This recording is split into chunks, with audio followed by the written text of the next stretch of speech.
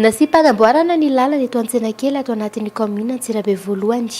Ity lalana ity izay efa tena nampitaraina ny olona rehefa mampiasa ny lalana. Ity lalana ity izay efa nampitaraina ny olona rehetra mampiasa ny lalana. Mamotaka izay tsy izy ny lalana rehefa fotoam-pahavaratra, mamovoka kosa rehefa mainandro. Fiara-miasa tamin'ny olo-tsotra no nahafahana nanao ny fanamboarana raha nambaran'ny ben'ny tanàna. Tafiditra ao anatin'ny laharam-pahamehana ihany koa ny fanamboarana ity lalana ity. Manoloana ny ezaka ataon'ny mpitatana ny tanàna Antsirabe amin'izao fotoana izao dia manao rano lava amin'izao fotoana izao ireo olona tsara sitrapo tonga anohana ny mpitondra ny fiadidinan'ny tanàna Antsirabe amin'izao fotoana izao. Misy mihitsy ny manome maimaipoana azy raha ohatra anankiray ty lalana ho ataontsika androany ty ny fahavitana paviany ty ny fitaovana sy ny teknika sy ny teknisianina sy ny olombelona miasa dia avy ato amin'ny commune urbaine Antsirabe mpiasa ny commune.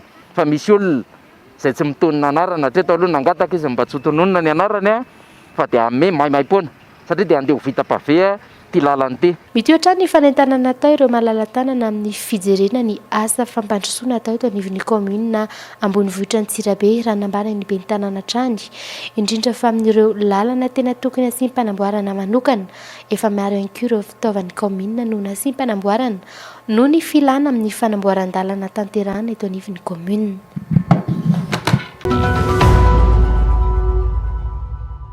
Miteraka fatiantoka ho an'ireo tatsapam-boly ato amin'ny fokontany Manja, commune Alakamisy Anativato, distrikan'i Betafo ny fahasimbany lakandrano ambatobe Andratsay izay mamatsy ny tanimbary rehetra simba noho ny fivangongon'ny fasika ny lakandrano. Misy koa anefa ireo faritra izay tsy mahazo rano mihitsy. Olana ihany koa ireo tantsany nanesoran'ny olo-tokana ny vato manamorona ny lakandrano izay niteraka faharavana be araka ny tokony ho izy. Ny fokon'olona iray manontolo anefa no misitraka ity lakandrano ity. Eo amin'ny tany 500 hektara eo no matin-drano ankehitriny ary izany dia tsy hidroseh maso fa raha mahita amin'ireto tompona andraiki-panjakana maefa ireto be no sitondrana ny fanokafana fefilo tonga any faran'izay atao hoe ary amin'ny renirano Andratsay.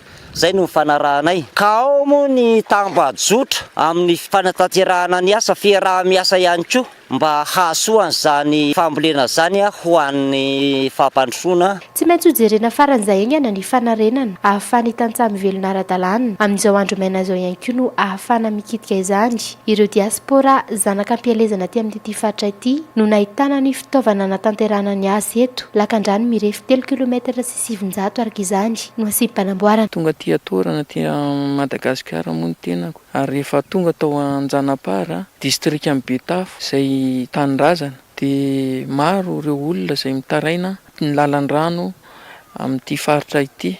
Koa arak'izany dia namepelona izahay anokafana ny renirano ary teo koa ny fitarainana maro amin'ny fanombanana ny lakandrano izay tokony hanaraka amin'ny ara-dalàna. Koa dia nienon'ireo vahoaka izay na dia mba hoe izay zavatra mba vitanay kely ary. Koa mba mangataka koa izay aminareo diaspora mba hanome tanana kely na dia mba kely fotsiny amin'ny gazoaly satria 9 kilometatra zany tsy vitan'olona rery na dia hoe ao ara ireo fikambanana maro izay mba tatsara indrindra nanambatra vola anaovana ny gazoaly anaovana ny anokafana ny renirano. Ka dia izay ny sorako be dia be milohanareo diaspora any ivelany any. Fantaonany maro no tsy nisy nijery intsony ity lakandrano ity raha nambara ny fokon'olona trany sy ireo zanaka Anjanapara izay anaovana fanentanana trany amin'ireo orinasa sy fikambanana pahazo tombontsoa aty an-toerana mba hijerena izany akaiky. Manoloana an'ity asa vaventy izay azo avy amin'ireo malala-tanana zanaka ampielezana aty atoerana dia faly tokoa ny foninay satria efa ela no nirinay mba isin'izay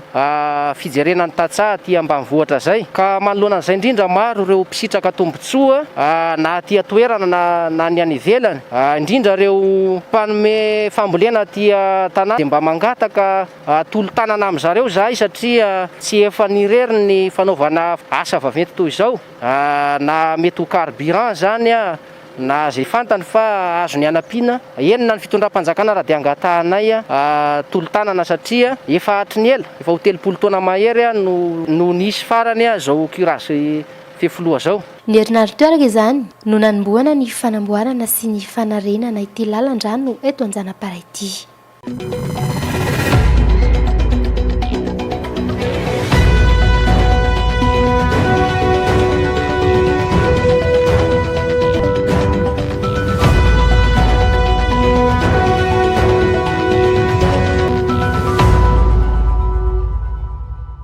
Ny tombo valo indray ireo olona fantatra fa mitondra ny tsy mikaretina coronavirus eto amin'ny faritra Vakinankaratra amin'izao. Raha nitatitra avy amin'ny centre opérationnel 20 ireo mbola manaraka fitsaboana, 4 kosa ireo efa sitrana. Efa manomboka miparitaka aty amin'ny faritra Vakinankaratra ihany koa ity valana retina ity amin'izao fotoana izao. Manoloana ny fiakarany antotanisy io, mbola manankery hatrany ny fampanajana ireo fepetra ara-pahasalamana rehetra. Entitra ihany koa ny fanaraha-maso atao eny an-dalambe eny, na dia mbola tsy tafiditra ao anaty ny faritra mampiatra ny fiboana tanteraka azy Vakinankaratra. Raha ny tazana eny an-dalambe eny anefa mbola misy ireo olona nomeny tsy manaraka ny fepetra amin'ny fanaovana aritavy. Saika zaritaotra ny mpitandro ny filaminana ihany ho an'ny sasany no anaovana izany. Ao kosa ireo efa tena manaja izany. Efa andraisana fepetra ihany koa ireo toerana izay mamory vahoaka toy ny toerana fampandizana ny bara sy ny karaoke, fa voakasika ao anatin'izay ihany koa ny toeram-piangonana. Ny famelony tsirairay no ahafahana mifehy faran'izay aingana ity fianaky ny coronavirus ity.